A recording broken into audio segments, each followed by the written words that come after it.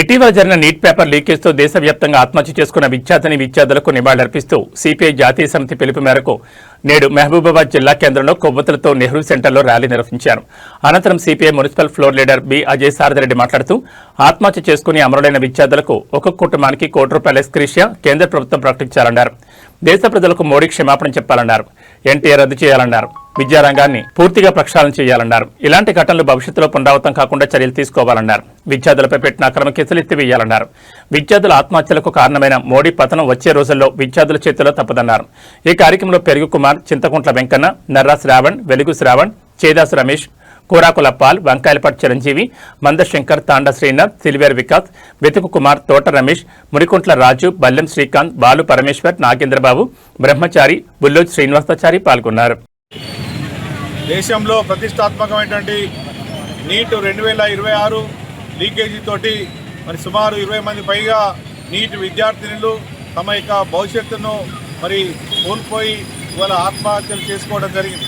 ఈ నేపథ్యంలో నీట్ ఆత్మహత్యల వల్ల మరి అమరులైనటువంటి విద్యార్థులకు అదేవిధంగా నీట్ను తక్షణమే ప్రక్షాళన చేయాలని, అదేవిధంగా నేషనల్ టెస్టింగ్ ఏజెన్సీని ఎన్టీఏను తక్షణమే రద్దు చేయాలని డిమాండ్తో పాటు ఇవాళ నరేంద్ర మోడీ ప్రభుత్వం ఢిల్లీలో శాంతియుతంగా ఆందోళన చేస్తున్నటువంటి విద్యార్థుల మీద మరి ఏదైతే పెద్ద ఎత్తున హింసాకాండ, పెల్లెట్లతోటి, బాష్పాయిలు, లాఠీ చార్జ్ తోటి తీవ్రంగా అనేక మంది వందలాది మందికి క్షతగాతులు చేసిన ఘటన మీద సమగ్ర దర్యాప్తు జరపడమే కాకుండా బాధ్యులను శిక్షించాలని, అదేవిధంగా మరి ఏదైతే నరేంద్ర మోడీ బాధ్యత వహించి మరి విద్యార్థులకు, దేశ ప్రజలకు క్షమాపణ చెప్పాలని ఈ సందర్భంగా డిమాండ్ చేస్తూ ఉన్నాం. ఇవాళ గత 12 సంవత్సరాలుగా కేంద్రంలో ఉన్న బీజేపీ ప్రభుత్వం ఈ యొక్క విద్యా వ్యవస్థలో పూర్తిగా వైఫల్యం జరిగింది.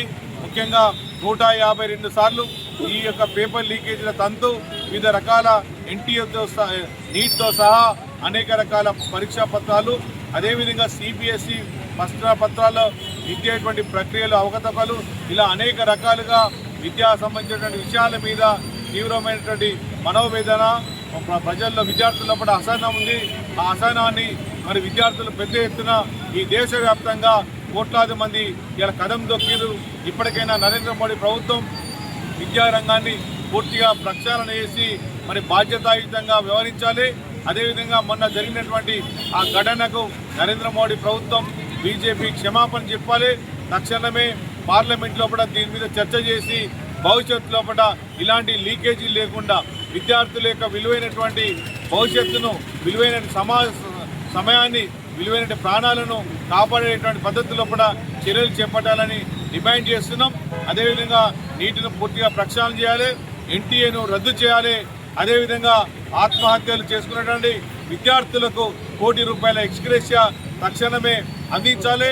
ఏదైతే ఢిల్లీలోని విద్యార్థి ప్రతినిధులతోటి కేంద్ర ప్రభుత్వం చర్చలు జరిపిందో ఆ చర్చల్లో కూడా ఒప్పందమైన ప్రతి ఒక్క హామీని నెరవేర్చడంతో పాటు నరేంద్ర మోడీ, అమిత్ షా బేషరతుగా ఈ దేశ ప్రజలకు, విద్యార్థి లోకానికి క్షమాపణ చెప్పాలని డిమాండ్ చేస్తూ సిపిఐ జాతీయ సమితి పిలుపు మేరకు ఈరోజు మరి అన్ని చోట్ల, అన్ని కేంద్రాల్లో కూడా నిరసన కార్యక్రమాలు, కొవ్వొత్తులతోటి విద్యార్థుల ఆత్మబలి వారికి నివాళులు అర్పించేటువంటి కార్యక్రమం చేపట్టడం జరిగింది.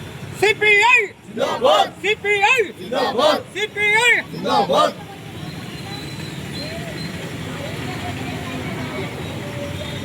రవీందర్